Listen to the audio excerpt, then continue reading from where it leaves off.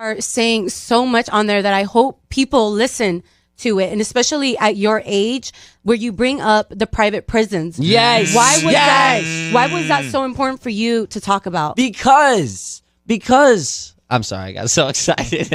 But it's just modern day slavery that's happening right now. And it's just not fair, and it's privatized. It's not run by the government. It's something that's private, and it's ridiculous. And people are making money off of it. Man. People are making money, and it's in their best interest as a businessman or a businesswoman to put more people in prison. Yeah, to keep it full. It More costs prisons and costs schools. less, of course, to put someone in college than it does to incarcerate them. 100%. Yes, and that's man. ridiculous. We should put everybody in college because Why would you care about that being Jaden Smith? Because I just care about the world. And I've been able at a young age to fly to this side of the world and to this side of the world and to that side of the world and see this business person and this business person and this person has this and this person that doesn't have shit. And then I'm like, what is going on here? This is not normal. This is not how things are supposed to function. And there's people that are trying to specifically hold us down as a community, and it's just not okay. And young people just got no idea what the fuck is going on. So I'm just like, no.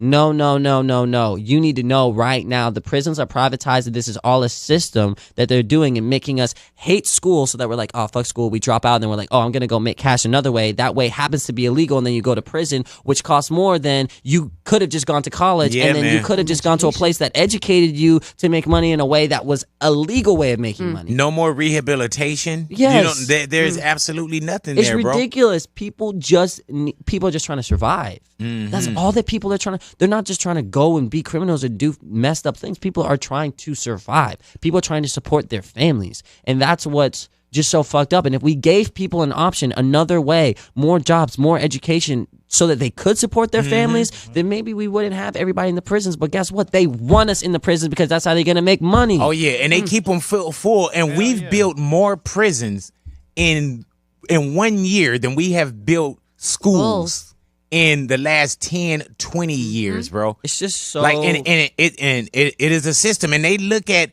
your kids saying, okay, the dad is here, and in 10 years we'll have you. And Literally. then in another 5 years, we have your little brother. And we're preparing everybody to go to prison through the schools. Yeah. It's like, oh, okay, the people that are not doing good in the grades, oh, you're doing like this, oh, you went to the detention, da-da-da-da. There's too many correlations between public schools and prisons. The fact that you have the long hallways, the fact that you have a fixed response to authority, the fact that, oh, there's a specific time when you can go outside and play, and then there's a specific time that you can come back in. And the way that you're notified with that happening is through the bells. They're subconsciously getting you to have a fixed response to authority and understanding what it's going to be like when you are in prison. It's like, no, when you're here, you have to listen to me. I'm in charge. Now I'm going to pass you off to this next person is in charge when you're doing this. And it's like you have these fixed response to authorities, and then you know how to react. And it's just like, oh, okay, you went to school. All right, you already know how it's going to go in prison. You got the bells. You got the times where you can go out when you have to come back in, and then you have your authority figures that you have to respond to. You've already been trained for this. For your whole life, you've been bred for this. Yeah. The same way that they're breeding, the same way that they're breeding animals and slaughtering them and then feeding it to all of us is the same way. That's what they're breeding us to go into prison. They're breeding us, or they're breeding us to go to school and learn how to work a 9 to 5 and work to a factory. Like, school was invented for the Industrial Revolution because people were cutting their fingers off in the factories because they couldn't read the instructions. So they were like, oh, people are literally killing themselves in these new factories because we just discovered how to do all of this stuff. So put them in school 9 to 5 so they get used to waking up 9 a.m. and then finishing at 5 p.m. They get used to the bells. They have the bells in the factories too. They have the times where you go outside in the factories as well. It's like fixed responses to authority and then fixed scheduling so that you are stuck in this literal system so that you're not a free thinker to where you can be like, oh, I'm going to do this or I'm going to do this. No, you work for this specific corporation that's been breeding you since you were born. Now I'm done with my rant. When an Italian man says the Italian woman is the most beautiful woman and the best woman in the world, nobody bats an eye. When a French man says the French woman is the most beautiful woman in the world, nobody bats an eye. When a Spanish man says the Spanish women are the most beautiful women in the world, nobody bats an eye. But as soon as a black man says the black woman is the most beautiful, he's racist. And not only do they like to pull that racist card, they like to do this all lives matter bullshit. Black people are the only people on this planet that get condemned for loving themselves. They get called racist for loving themselves. What I want to know is, why is black love so offensive to white people, but black genocide isn't? I don't hear white people speaking up on none of that other shit that I be posting about, all the bullshit that black people go through. But as soon as I say the black man is God or the black woman is God, now I'm a racist. Says the most motherfucking racist race on the planet. tired of these motherfuckers. Black women are the finest women on this planet. Fuck you mean? I'll say something. You people, you're not a race. You are a virus. You destroy the world. Everything beautiful you poison. You drag us from our homes. You rape our daughters, murder our sons. You crack our spines and do all you can to break our will. You stab us. Then you put the knife in our hand and tell us it's our fault. And if you don't do it yourself, you stand by, close your eyes, and pretend there's nothing wrong. And then you pray to your God to silence our screams so that you can enjoy the happiness that we built for you with our blood. But it's not your fault. It's the only way you know how to be. And the only thing that will change anything is if another virus comes along and does to you what you do to us. And I hope that happens very soon. I don't agree with the moderator nor Reverend Robinson that we want some kind of agreement. We want agreement by which we can live or die. You choose. I have spoken to you a lot of times in hatred and anger, and you have not heard me. Well, you had better hear me today. It's because you consider me a vagabond leader that I'm not to speak here. Well, you had better cut those neckties off of them black boys that you put in their districts, because they don't know what's happening. And I'm from the pits of nigger hell, and I know what's happening. If you won't listen to me when I make an appeal for the Negroes because you have no concern for the Negroes, listen to me when I make an appeal for America. You claim you love America. Well, we love America. But you are driving us back and you are making a Samson out of us, and we are going to pull down the pillars. Should you try to pretend that I'm crazy because I want America to be saved? Riots that goes on in this country, in any city. The city is better than Pittsburgh. And then you think we have no right to ask for something? Is it too much to ask you to grant us human dignity? Should we be put down and shot to death for this request? If so, you can aim your guns.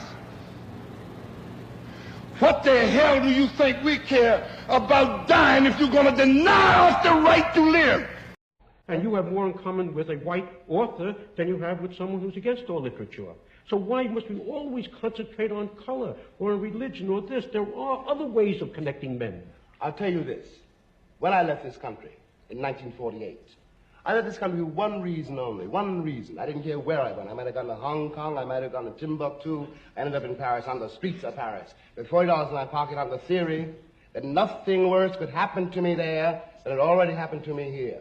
You talk about making it as a writer by yourself. You had to be able then to turn off all the antenna with which you live, because once you turn your back on this society, you may die. You may die. And it's very hard to sit at a typewriter and concentrate on that if you're afraid of the world around you. The years I lived in Paris did one thing for me. They released me from that particular social terror, which was not the paranoia of my own mind, but a real social danger visible in the face of every cop, every boss, everybody. I don't know what most white people in this country feel, but I can only include what they feel from the state of their institutions. I don't know if white Christians hate Negroes or not, but I know that we have a Christian church which is white and a Christian church which is black. I know, as Malcolm X once put it, that the most segregated hour in American life is high noon on Sunday. That says a great deal for me about a Christian nation. It means that I can't afford to trust most white Christians, and certainly cannot trust the Christian church. I don't know whether the labor unions and their bosses really hate me. That doesn't matter, but I know I'm not in their unions.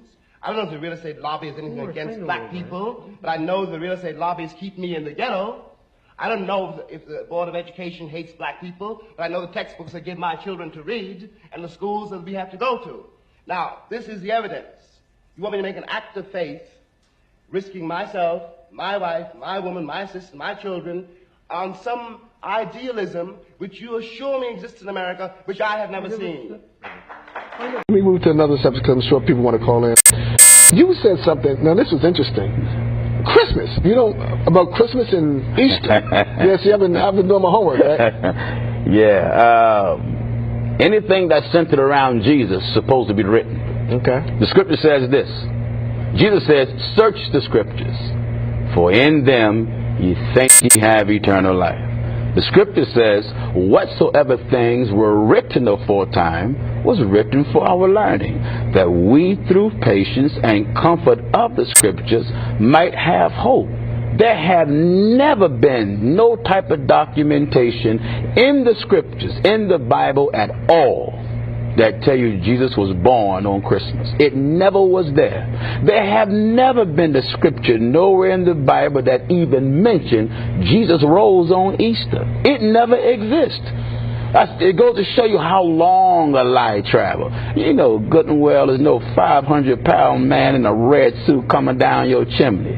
Not in Philly and not in Delaware. And live to talk about it? He's not going to do that. So you just can't make up something about Jesus. If you're going to say something about Jesus, it has to be true. So, and this is why I encourage parents, if you love your children, tell them the truth. There is no scripture. Yes, I know Jesus had a birthday, but the Bible didn't say when it was. And if the Bible didn't say when it was, I just can't take it upon myself to conjure up a date and say when it was. So December 25th, we just... No, it's just something that men popped up with. It never been in the Bible. It never existed in the Bible. So when preachers get up and say, this is the day our Lord was born, tell them to prove it. The Bible says prove all things. You can't tell the people to believe in Jesus and then you get lying about Jesus. If you're going to tell people something about Jesus, you should be able to show it in the Bible. All these preachers, and notice how they make Jesus all the time. He's a little white pudgy baby laying in the manger, which is historically incorrect. Jesus came from a region where the people was of color. If you exaggerate, if you look at Nazareth, Nazareth in modern terms is considered ghetto. Nothing prestigious, nothing suburb. Nazareth was a rundown place. Until the Bible, that's why the Bible says, can anything clean come out of Nazareth? But Jesus' skin color, which is irrelevant, but it was very relevant to the European. This is why the European always made all the hosts of heaven white. And one reason why they made the hosts of heaven white, so your ancestors and my ancestors can always look up the white people with the mentality that if I look up the white people, I'm looking up to Jesus. So therefore, it gave me the mindset of the white being superior and my color being inferior, which shows you how bigot preachers have took Jesus and made him a symbol of racism to suppress folk that was in color, folk that was of color. So religion had played a very wicked role through no good, rotten lowlives that called themselves preachers. I did say lowlives. Yeah, I thought you said that. Yes, lowlives that called themselves preachers. That's why if you look at, let me make an example. You have the Episcopalian Church. But then you have the African Methodist Episcopal. How did the African Methodist Episcopal come about? It was because the white brothers and sisters who was Episcopalian did not allow the black brothers and sisters to sit among them. So what did the blacks do? Separated themselves from the whites and started African Methodist Episcopal. But what kept the segregation? What kept blacks and people of color looking down at themselves was because society had held this white Jesus in front of them. And today, to my sad regret, many people will believe a white brother preaching before they would a black brother preaching. Even amongst our own people, they would take a light-skinned preacher, many of them, before they would listen to a dark-skinned preacher. Well, I wouldn't care if you yellow as butter, clear as water, as black as the street. You only can tell two things, a truth or a lie. Ladies and gentlemen, a man with my knowledge, what can you tell a man like me now? What's your suggestion? That's your question. Okay, you talking to me, not a dumb Negro or a pork chop eater, don't know the truth. I'm free now. I woke up. Now, what are you going to tell me now? I done gave you my solution, some land of my own, doing something for myself like you, England, and America do. Now, I know you're not against the black man. I know you're not against me having my land, are you? I know you English and ruled and slaved forever for a long time. But do you still today don't want me to have my own country and build for myself and govern myself? Would you think that's bad if we thought like that? What's your solution to my problem? 1974, you all just, some white man just flew from New York to England in an hour, less than 2 hours. You all are so progressive. You're walking around on other planets. Now, today, I'm intelligent too now. What's your suggestion? What should be my movement? Integrate? Yeah, equal rights in a mixed society. In this society, where you still own the government, you still own the train station, the railroad plant, the lecture plant, these television cameras, you still make all the food, you control everything, and I'm like a leech on a dog's back. All I can do is just wait for you. I can't do nothing for myself. Integrating in your society don't mean I'm doing nothing for myself. You're doing it all. If you are in a position in life where you feel like you don't own your own content, you don't own anything, and they should be investing in us, this is the opportunity now to be able to own that in which we're complaining about. Because in Africa, it's a clean slate. You can build that empire there. You can build that infrastructure there. It just, and you already got the information. You're already educated on how to do it because we've done it here and made billions of dollars for corporations all day. Africa is the only place in the world where black people can go and build Fortune 500 companies from scratch within 5 years. It'd be like China, easily. No, seriously. And this took them hundreds of years to build. You can build it now within 5 years. Yeah. China took that same, mind state 25 years ago. China was no different from Africa 25 years ago. Go to China now. Look at Dubai, the Middle East. They just started 15 years ago and started building that same concept. I'm kind of, me just want to be 100%. I understand what you exactly mean. So you're saying that Africa right now. So how can Africa be the new China? How can we say that? So black people. For all our black people, yes. Go back to Africa. Okay. Whatever you're doing here, do it there. Whether it's real estate, entertainment, education, sneaker company, whatever. Clothing line. Whatever. Start it there. Do it there. Don't even start it. Do it there. It's going to grow out of there anyway. But Africa's big enough you won't ever have to need no other country anyway. Think about it. Everything you do is in America. Hot in Africa. No, you don't. Well, it depends on you said Africa's country, the second biggest continent in the world. Africa. It's over 1 billion people. Who's the biggest continent? Europe. Who's the biggest continent? Well, it's continent and country. Asia is the biggest continent. Asia, that's Then China, Africa. Korea. It's all them. Russia, India, all them put together though.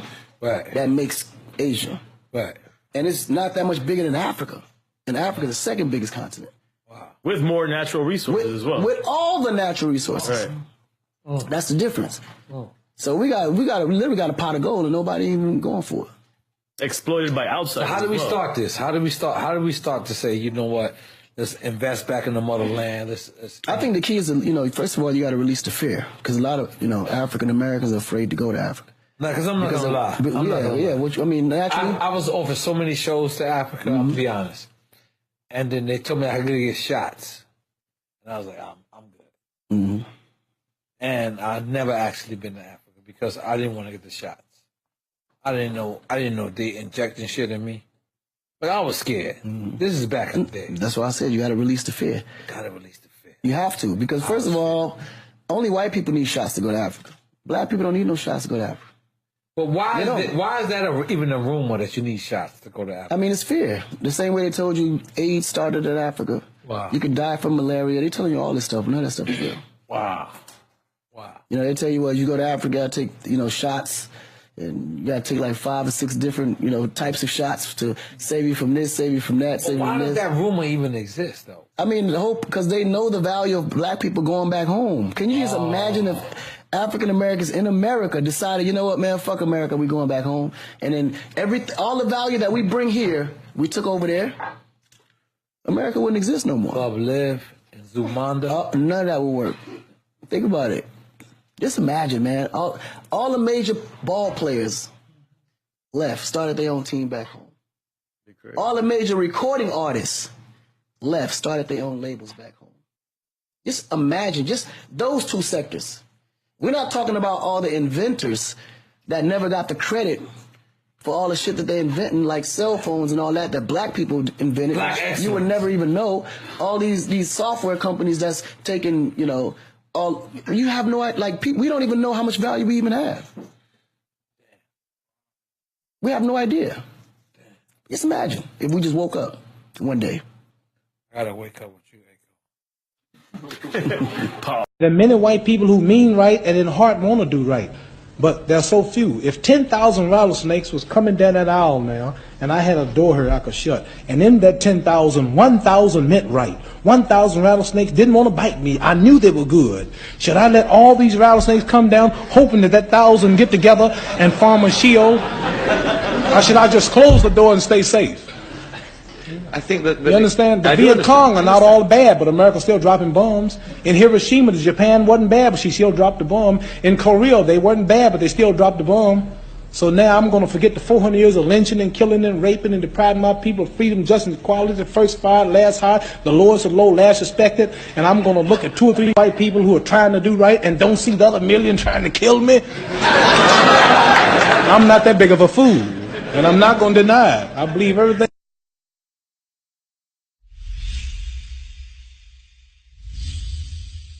This is South Kivu, Democratic Republic of Congo. This is the mineral capital of the world.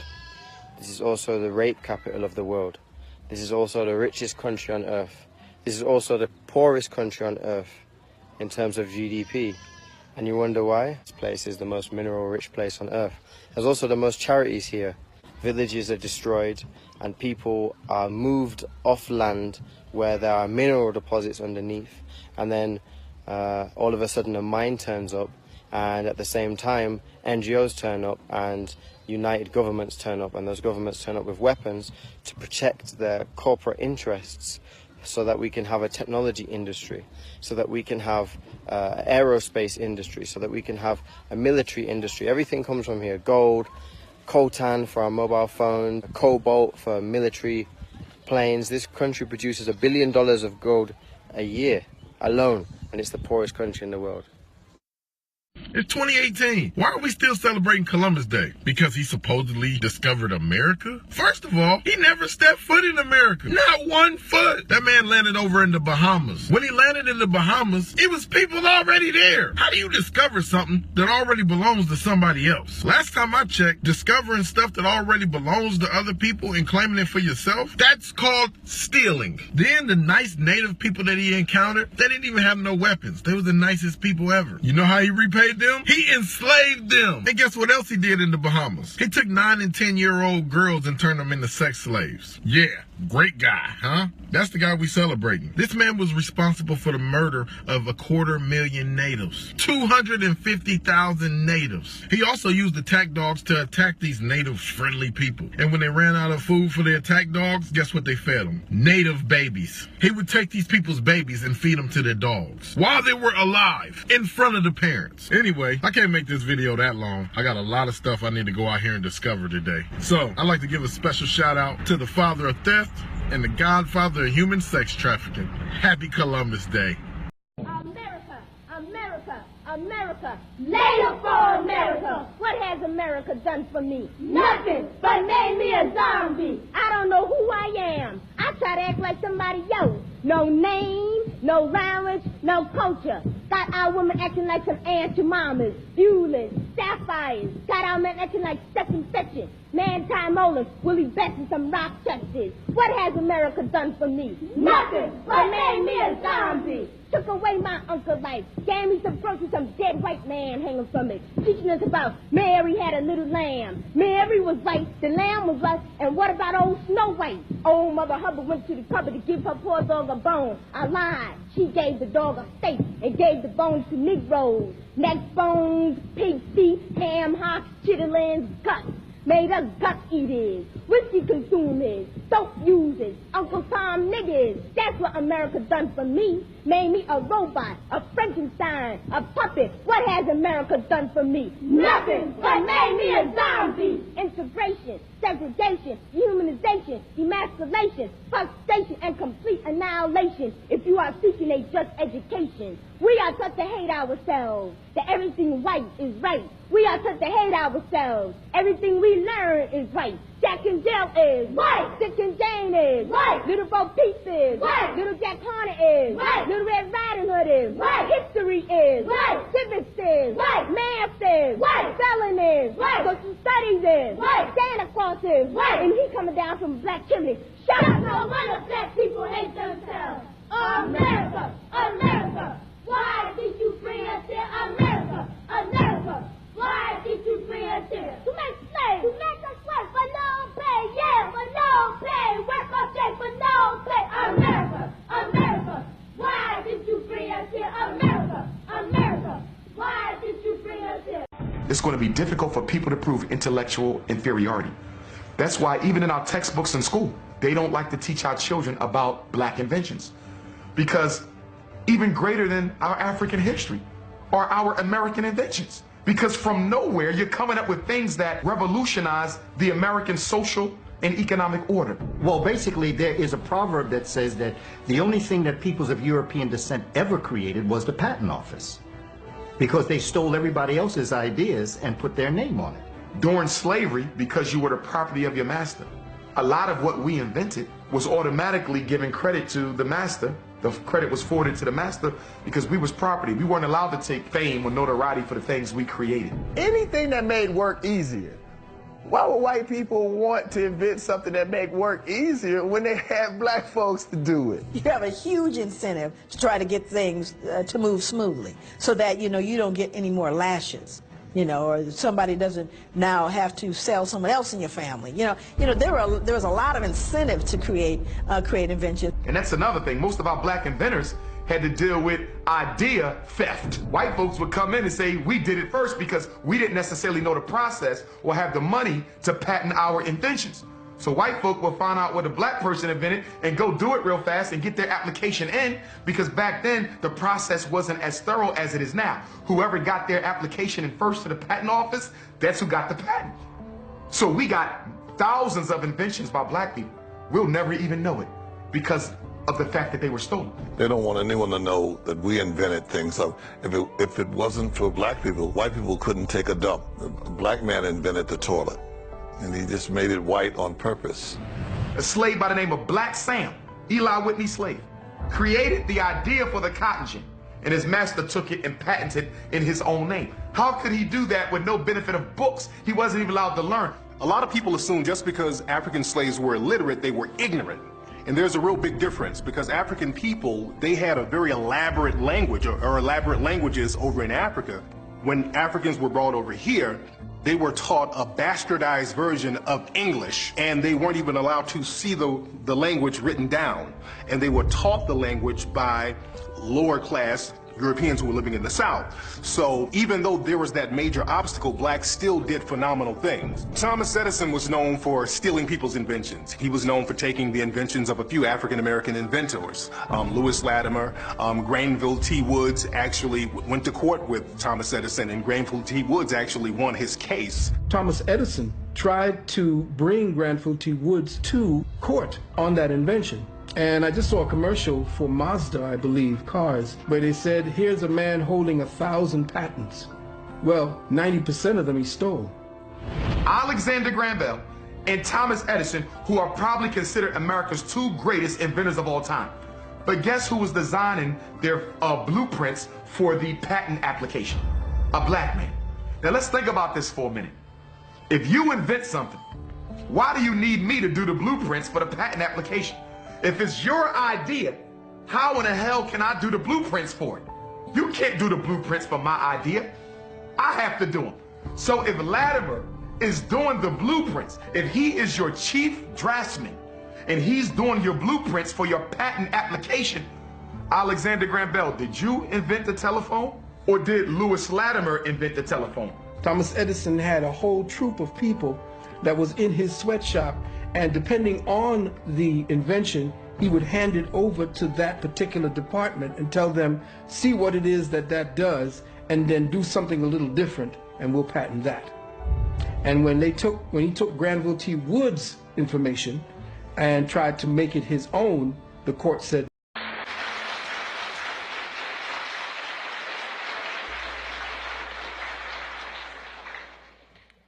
in order for you and me to devise some kind of method or strategy to offset some of the events or a repetition of the events that have taken place here in Los Angeles recently, we have to go to the root. We have to go to the cause. Dealing with the condition itself is not enough. And it is because of our effort toward getting straight to the root that people oftentimes think we are dealing in hate. We are oppressed. We are exploited. We are downtrodden. We are denied not only civil rights, but even human rights. So the only way we're going to get some of this oppression and exploitation away from us or aside from us is come together against the common enemy. Who taught you to hate the texture of your hair? Who taught you to hate the color of your skin to such extent that you bleach to get like the white man? Who taught you to hate the shape of your nose and the shape of your lips? Who taught you to hate yourself from the top of your head to the soles of your feet? Who taught you to hate your own kind? Who taught you to hate the race that you belong to? So much so that you don't want to be around each other. No, before you come asking Mr. Muhammad, does he teach hate, you should ask yourself, who taught you to hate being what God gave you? And I, for one, as a Muslim, believe that the white man is intelligent enough. If he were made to realize how black people really feel and how fed up we are without that old compromise and sweet talk. Stop sweet talking him. Tell him how you feel. Tell him what kind of hell you've been catching, and let him know that if he's not ready to clean his house up, if he's not ready to clean his house up, he shouldn't have a house. It should catch on fire and burn down. Who do you think gonna raise the kids? Who do you think gonna clean the house? So stupid Abe had to think about it, and guess what they came up with? They came up with a whole set of laws called the slave codes. And you know what they were? They were a set of laws to reinstitute slavery. Let me tell you what they were. There was the vagrancy law. A vagrant was any person who wasn't fully employed and didn't have a place of residence. You know who that was? The 4 million slaves who just found out they were free. As soon as they stepped up the plantation, you breaking the law, they locked you up. Wow. And as soon as they started that process, then they created what's called the convict lease program. You know what the convict lease program was? The convict lease program was a program that said once you were arrested and incarcerated, you could be leased back to the plantation. Sometime before your bed even got cold. Then they said, oh yeah, you want to vote? Sure, we got the literacy law. You know what that law was? The literacy law said that you could vote, but you had to first read this statement. If you read the statement, you were arrested. Why? Because the only way you could read it, if you know how to read it, was against the law. And so they had the legal system set up and designed to reinstitute chattel slavery. Now we got to fast forward. But we don't got a lot of time. But what I will tell you, even today, they got this drug-free zone. Let me tell you why the drug-free zone is a joke. Drug-free zone said if you get caught with drugs, either in your possession, sale, or distribution in a drug-free zone, which is 500 feet from a school, that you are required to get the maximum penalty. Well, guess what? Anywhere you go, it's 500 or 1,000 feet from a school, which means we automatically going to get the maximum. That's when they come up with the mandatory minimums, which say, well then, if in fact you get arrested with a certain amount of drugs, I got to give you 15 to life. You know why? Because the prison industrial complex is a business, and we are a commodity. We were brought here as a commodity, and as soon as they figured out that they could no longer use us in the way they use us, they had to figure out a new way to use us. And when this wave runs out, they'll come out with another way to use us. Until we wake up, until we raise our consciousness, until we recognize that I want you to kill each other. I want you to call your sister by the B name. I want you to call each other niggas. I want y'all to rob and steal each other. You know why? Because I make money all the way to the bank. My daughter's the stenographer. My uncle uncle is the judge. My nephew is the prosecutor. My cousin is the defense attorney. And my brother is the correction officer. My other cousin is the warden. And if you die and kill each other, I make the embalming fluid to bury your dead ass. And then on top of that, I build a coffin. Y'all making money across the board. So I don't want you to get conscious. I don't want you to be in a room teaching each other. I don't want you to raise your level of thinking. I want you to go out there and bang each other. I want you to go out there because when you do that, my son, who's not yet born, can have an education at Harvard. I can buy that yacht that I always wanted. I can live in a life of luxury, and I can continue to capitalize off your stupidity. You're a tough motherfucker. You a hoe. And you gonna snitch. You a straight up hoe. Anybody that gotta get up and go fuck with another nigga every goddamn day to get him some goddamn money, sit around all day long with that bullshit, then come out and play like you tough. Ain't got no money, can't pay your way in the club, can't buy you no motherfucking bill. Dick holding motherfucker. You need to break your neck to go to the penitentiary because you're a sorry motherfucker. Penitentiary don't even want your motherfucking ass. This is around the United States, and y'all the one doing all the killing, you stupid motherfuckers. Y'all ain't got bond money. And blacks, y'all fighting one another every day about nothing. Y'all killing one another every day about nothing. What the fuck is wrong with y'all? Y'all ain't got nothing to do, nothing to think about, no family, you don't take care of your kid or nothing. And you wake up every day and be with another nigga, 5 niggas together. 4 niggas together, and wherever you stupid motherfuckers go, y'all start some motherfucking problems. And you dick-holding motherfuckers that's riding with that nigga and he giving y'all everything, y'all ain't gonna do but cross him and snitch on him. Nigga, get them niggas away from you, fool. And a nigga sick of dick-holding ass niggas, and I'm sick of petty, cheap motherfuckers, can't buy a cup, can't buy a cigarette, and you playing like you tough. A nigga don't want to kill you. A nigga ain't got no money to go pay bond for you. Nigga ain't scared of you. All you dick-holding motherfuckers playing like y'all tough. A nigga sick of y'all. Stay away from people's establishments if you don't know how to act. Don't go out fighting and act no fool in public. That's a damn fool. Nigga sick of you grown-ass motherfucking little boys running around here, ain't got nothing to do and holding a nigga's dick. Sign off. Dick holding ass niggas, man. You know what I'm saying? Christianity the same way. When you grow out of that shit like Santa Claus, the Tooth Fairy, and all that bullshit, or at least that's what I feel happens to a lot of people in this world who don't want to walk that fake ass path and pretend, because that's all church is once you get a certain age, is pretend. Because if you can't motherfucking show me shit, then you wasting my motherfucking time talking to me. I mean, I'll be cool with you. I got friends who hustle with the church. Yeah. And I'm glad the church saved them. Yeah. Because they don't tell them what the fuck they'd be out here doing if they weren't able to hustle with the church. So it works to an extent, with your opinion. Yeah, that's what I'm saying. It's a good place to hustle. But what else you get out of it? Okay, well, let me push back a little bit on what you're saying, but let me clarify too, okay? So my clarification is this. I know some very powerful Christian individuals. I know some very powerful Muslims, Buddhists, and the like. Very powerful people. The problem with what we have been taught in the church is that Jesus is going to take care of everything. The reason why I push back on that particular statement, because it's not true. Because we can look back thousands of years, or even 400 years, and if you told our ancestors that story, they damn near want to whoop you. Oh. Right? Because Jesus didn't take care of everything. Right? So why is that a problem?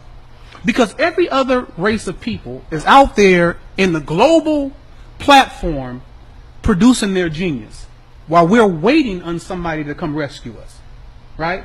So that, you understand? So we can't produce our genius because we need to be dependent on somebody coming to rescue us, and we don't realize the power that's already in us, like those other races out there operating in the global platform. We waiting for somebody to save us. That's some bullshit. That's the problem. Listen, some motherfucker who ain't never put no work in, I don't know nothing about no motherfucker Jesus coming through.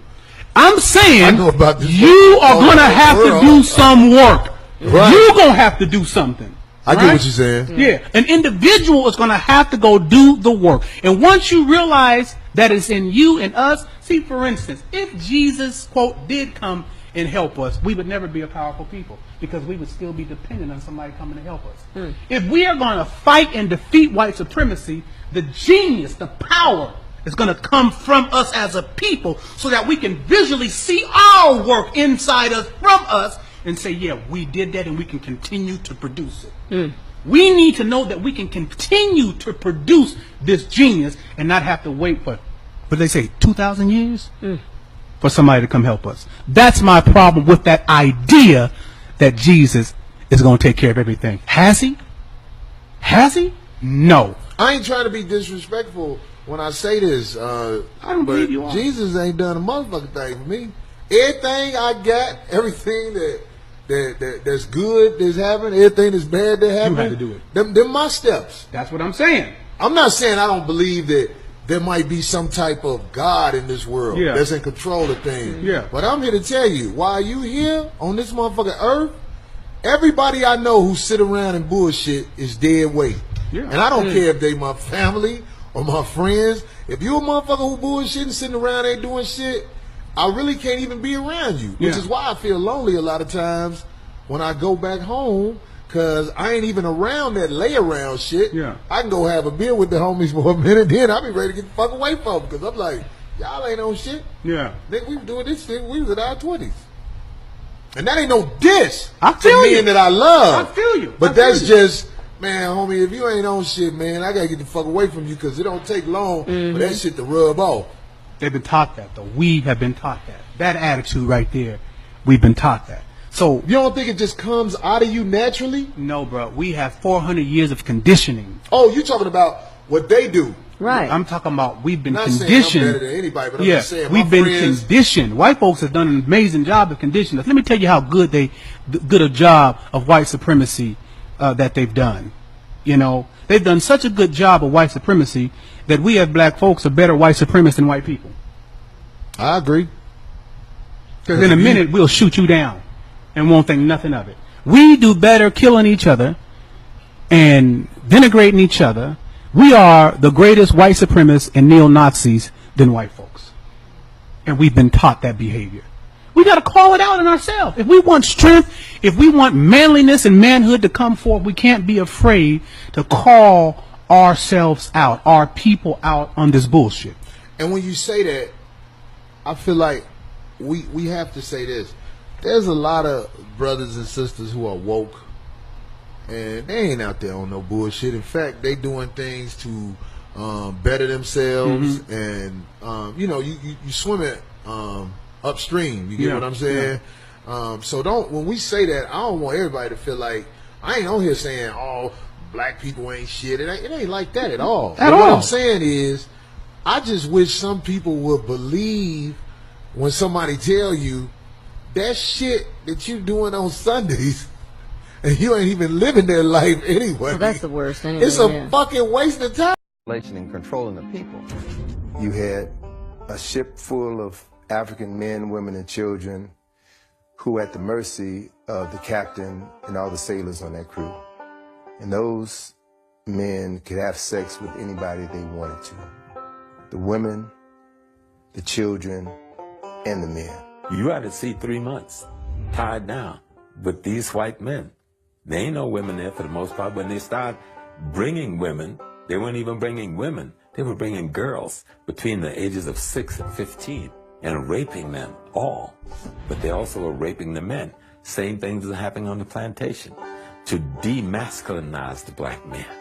Control the slave population is to rape a father in front of his sons, or to take the biggest, baddest black man on the plantation and do something horrible to him to completely humiliate and emasculate him so that people won't respect him anymore.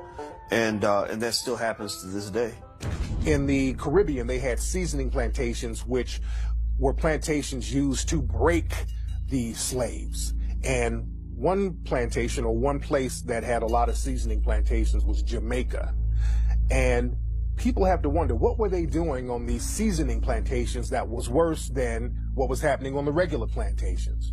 Well, one thing that they were doing on these plantations, especially in Jamaica, they were doing a process called buck breaking, where the white supremacist slave owner or the white supremacist overseer would literally rape black men in front of the whole black population in order to break his spirit, in order to break him down as a man, in order to show dominance against him, in order to show the rest of the black population that this is not your leader. I just made your leader submit to me sexually. And this happened a lot in Jamaica.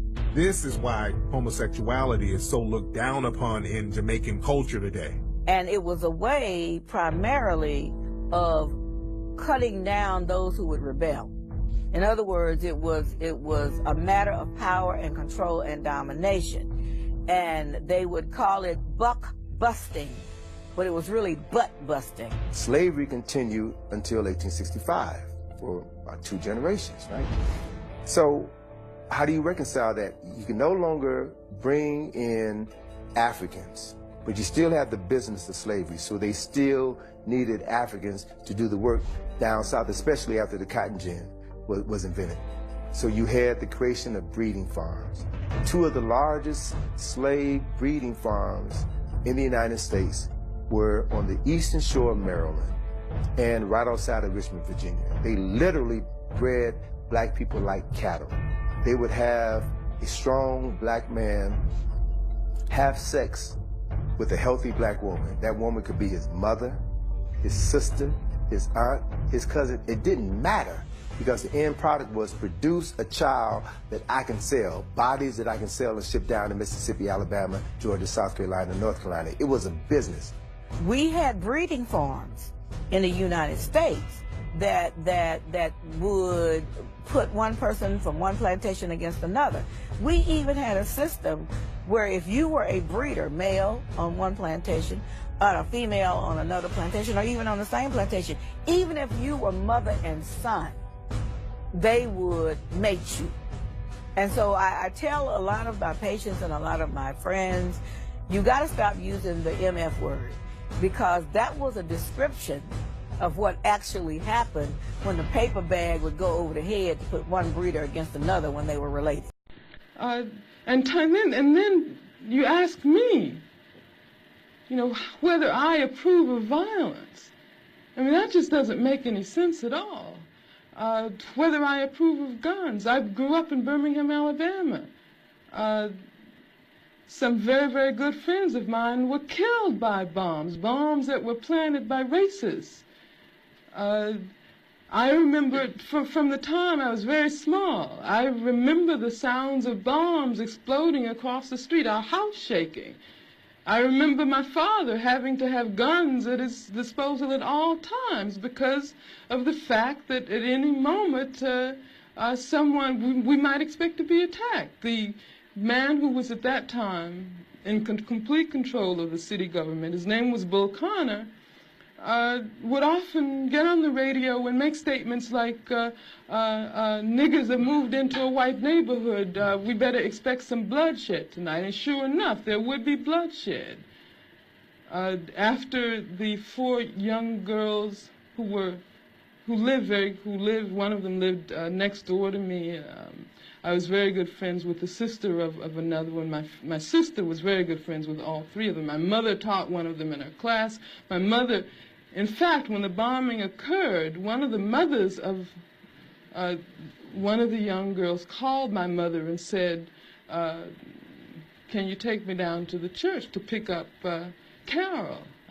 We heard about the bombing and I don't have my car. And they went down, and what did they find? They found limbs and heads strewn all over the place. And then after that, in my neighborhood, all of the men organized themselves into an armed patrol. They had to take their guns and patrol our community every night because they did not want that to happen again. I mean, that's why when someone asks me about violence, I just find it incredible. What it means is that the person who's asking that question has absolutely no idea what black people have gone through, what black people have experienced in this country since the time the first black person was kidnapped from the shores of Africa. Well, there's been 12,000 years of civilization. So 11,600 years, y'all basically ruled the world. I think there was 500 years where they say the Vikings ruled the world way back then. So basically 11 out of the 12,000 years, black people or melanated people have ruled the world. This is why they keep your history from you. I agree with that. I don't think they want black folks to know how powerful their cultures are, how deep their spiritual beliefs were. But, and I think they hold that back from you. But in saying that, if we're going to blame the white man today, he's just a new king. And he's only been the king for about a little over 400 years. So we've been under white domination for about 400 years. But who cares who sewed the first flag? Who cares who invented peanut butter? Who cares who the first black man was to pee in a white bathroom? That's shit to keep you down. That's shit to say, yeah, man, like we overcame this. You ain't overcame that because you used to be the power of this planet. You used to rule this planet. You could do it again. You're 90% of the fucking world population. And you're going to tell me 10% keep you down? It's because of mind control. It's not because of racism. They put racism in white people. They put fear in white people, y'all. You ain't figured that out yet. If any white person does hate you, it's probably because they fear you. Because they know that they're the minority. They know that they're the real minority outside of America. They know they're the real minority outside of Great Britain. They know they're the real minority outside of Australia. 10% of the population and 90% sits back and tells how they've been oppressed. Wow. Just fucking wow.